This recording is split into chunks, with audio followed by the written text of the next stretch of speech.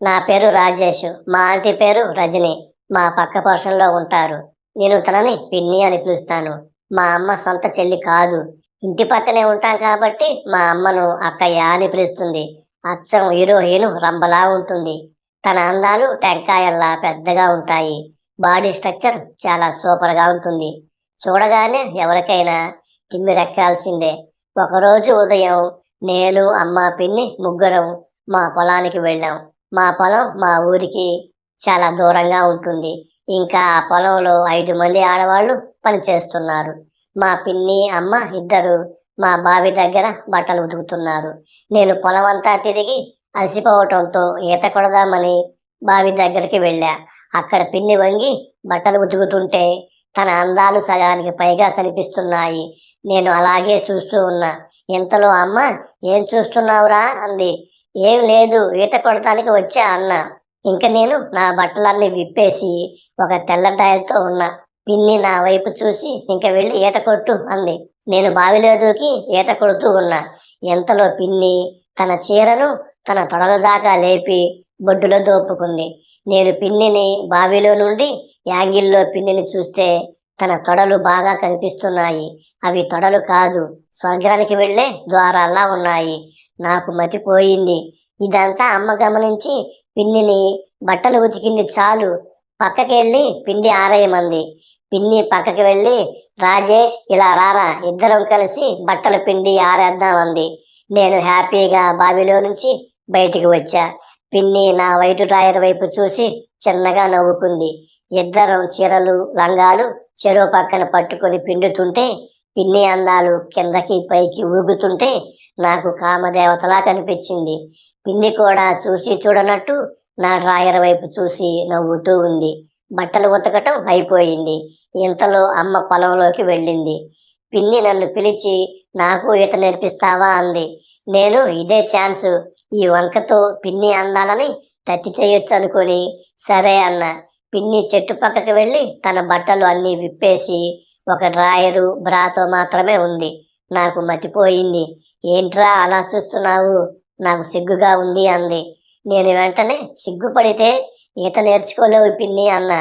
పిన్ని ఓకే అంది. "ఇంకో కండిషన్, నేను నీకు ఈత నేర్పించేటప్పుడు ఎక్కడ పడితే అక్కడ టచ్ చేయాల్సి వస్తుంది, ఓకేనా" అన్నా. సరే అని చెప్పింది. ఇక ఇద్దరం బావి మధ్యలోకి వెళ్ళాం. పిన్నికి భయం వేసి నన్ను గట్టిగా పట్టుకుంది. కావాలనే పిన్నిని నీటిలో 2 సార్లు ముంచా. పిన్ని భయంతో గట్టిగా అరుస్తుంది. అలా నీటిలో పిన్ని తడిసిన అందాలు చూస్తుంటే చాలా మజాగా ఉంది. "ఇక చాలు, నన్ను ఒడ్డుకు తీసుకెళ్ళు" అంది. ఇద్దరం ఒడ్డుకి వెళ్ళాం. ఇంతలో అక్కడికి అమ్మ రావటం పిన్ని చూసి, "రాజేష్, మీ అమ్మ వస్తుంది.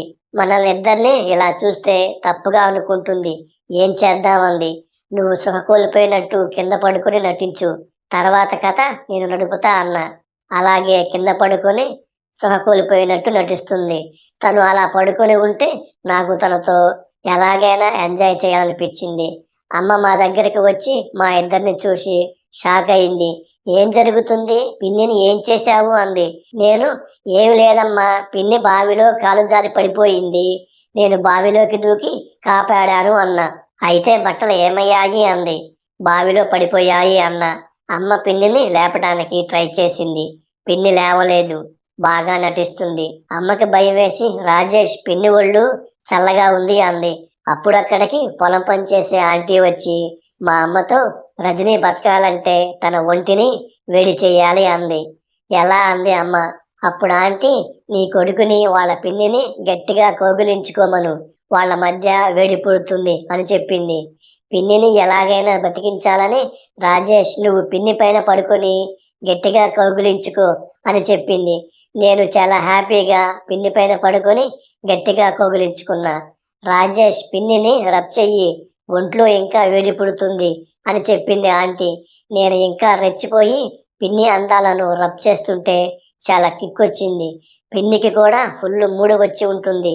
కదలకుండా ఉండలేకపోతుంది. అమ్మ అది చూసి, "రాజేష్, మీ పిన్ని బతికే ఉంది, ఇంకా గట్టిగా చెయ్యి" అంది. పిన్ని బాగా ఎంజాయ్ చేస్తుంది. ఇంకా ఆపుకోవటం నా వల్ల కావటం లేదు. పిన్నితో ఎంజాయ్ చేయాలని ఉంది నాకు. ఇంతలో నా ఆత్రం ఎక్కువై పిన్నిని గట్టిగా కౌగిలించుకున్నాను. పిన్ని నొప్పితో అమ్మ అని అరిచి మళ్ళీ కళ్ళు మూసుకుని నటిస్తుంది.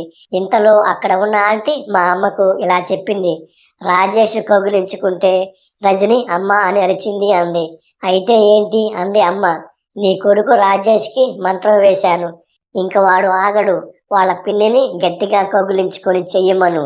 తప్పకుండా సృహలోకి వస్తుంది అని చెప్పింది. అమ్మ కూడా ఆలోచించి సరే రాజేష్ నువ్వు మీ పిన్నిని బ్రతికించు అంది. నేను సరే అని పిన్నిని అల్లుకుపోయాను. నాకు స్వర్గంలో తేలుతున్నట్టుంది. నేను ఇక జోరు పెంచాను. పిన్ని 5 నిమిషాల్లోనే బాగా అరవటం మొదలుపెట్టింది. అమ్మ హ్యాపీగా ఫీల్ అయ్యి ఇక చాలు అంది. నేను మాత్రం ఆపటం లేదు. పిన్ని అరుపులకి పొలంలోని పనిచేస్తున్న 4 ఆంటీలు వచ్చారు. పిన్ని 10 నిమిషాలకు బాగా అలసిపోయి చాలు ఆపు అంది. నేను ఆపటం లేదు.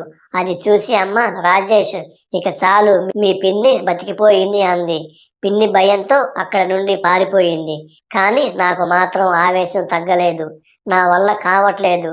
అప్పుడు పక్కన ఉన్న ఆంటీ నేను మంత్రం వేశా కదా, ఇక అరగంట వరకు నీ కొడుకుని ఎవరూ ఆపలేరు. ఎవరితోనైనా ఎంజాయ్ చేయాల్సిందే. లేకపోతే మంత్రం వికటించి ఈ జన్మలో నీ కొడుకు సంసారానికి పనికిరాడు అంది ఆంటీ. అయితే ఎలా? ఇప్పటికిప్పుడు ఎవరున్నారు వీడితో ఎంజాయ్ చేయటానికి అంది అమ్మ. మా అమ్మ మా పొలంలో పనిచేస్తున్న ఆంటీలను ఒప్పించింది నాతో ఎంజాయ్ చేయటానికి. అలా అందరితో ఎంజాయ్ చేసి చివరికి మంత్రం వేసిన ఆంటీతో కూడా ఎంజాయ్ చేశాను. అప్పటి నుండి అప్పుడప్పుడు పిన్నితో ఎంజాయ్ చేస్తున్నా.